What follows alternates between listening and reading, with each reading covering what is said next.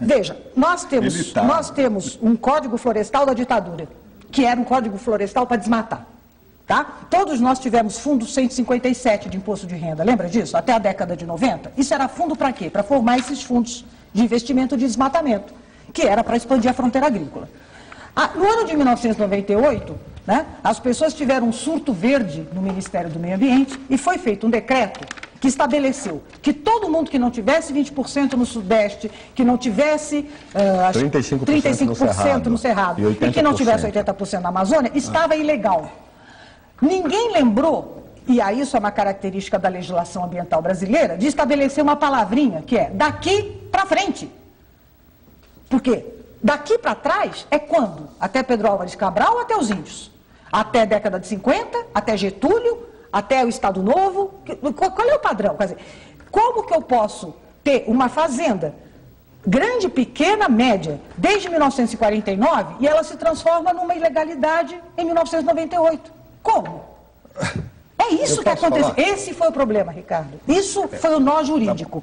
Isso criou toda essa insegurança, essa confusão. E pôs todo mundo na ilegalidade. Que pôs todo mundo na legalidade. Ou seja, foi feita uma coisa sem muito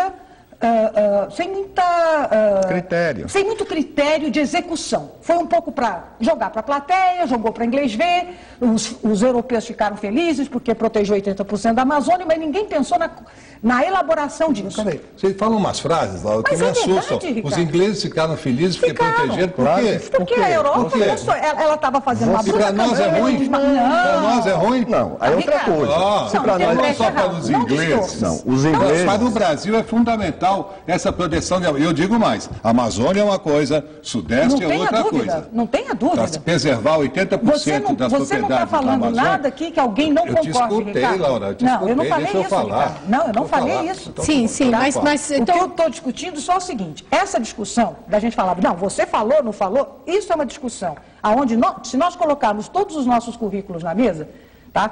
Eu acho que poucas pessoas terão currículos mais bem direcionados nessa mesma perspectiva de fazer um desenvolvimento decente, sustentável, com qualidade de vida para a nossa população. Tá? Então, estamos todos partindo do mesmo princípio. O que nós não podemos mais é ter essa discussão, que até antes do programa estava comentando, que coloca de um lado, né, que transforma a questão ambiental no Brasil no Afeganistão. Então, de um lado, tem os talibã verdes, que são contra, porque são contra, claro que é. Não e de é outro assim. lado, os senhores guerreiros da bancada ruralista. A vida caminha num processo. Não. Agora, Ricardo, por favor, isso, mas eu gostaria que você... Só um minuto, Laura, eu vou te pedir licença, mas só um minutinho, Laura. Eu gostaria que você amarrasse, porque eu me perdi um pouco em relação ao seu argumento, quando você contestou. Eu gostaria que você esclarecesse por quê. Pois não.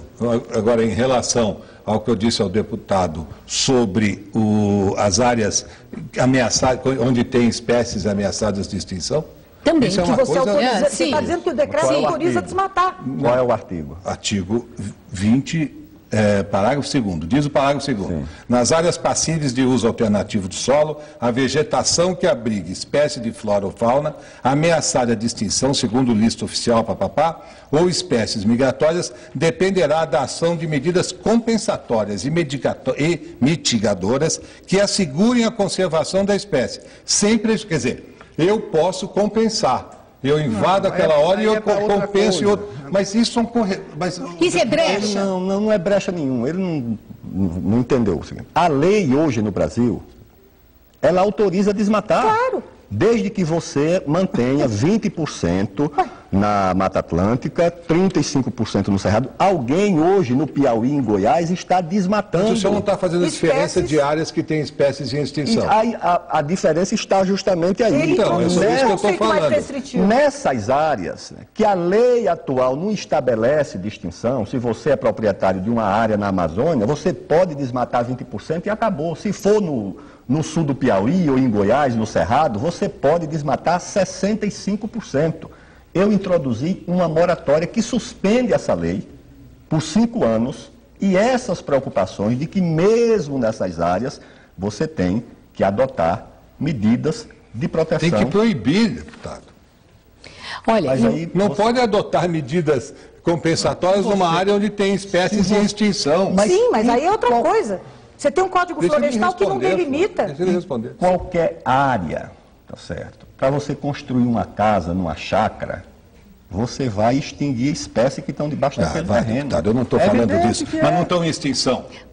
Mas não está falando de matar formiga, né? Não é nem minhoca, quer dizer, não é são isso. animais ameaçados de extinção e isso é uma coisa muito séria. Ricardo. O senhor imaginar, o senhor deve conhecer a chamada lista vermelha, Red List, que existe no mundo todo há mais de 50 anos.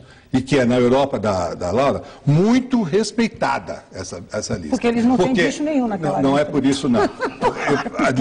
A lista de animais, ou fauna, ou flora, ameaçados de extinção, é da maior seriedade porque se perde todo o sentido biológico daquele momento. Então, é diferente. Eu vou sugerir ao senhor que defenda a proibição de desmatamento em áreas onde existem fauna ou flora ameaçadas de extinção. Agora eu vou pedir licença. Essa legislação. Mas o senhor topa fazer isso? Ricardo, Essa não é por legislação aí, viu? atual não existe. Essa pergunta é maniqueísta, não existe sim isso. ou não para isso. Eu estou perguntando, eu estou lendo o artigo do seu código. Então sabe que você tem... Vou pedir licença e fazer um pequeno intervalo. A resposta para essa indagação, para nós entendermos se isso é questão de sim ou não, simplesmente vai ser daqui a pouquinho, depois do intervalo. Vamos lá.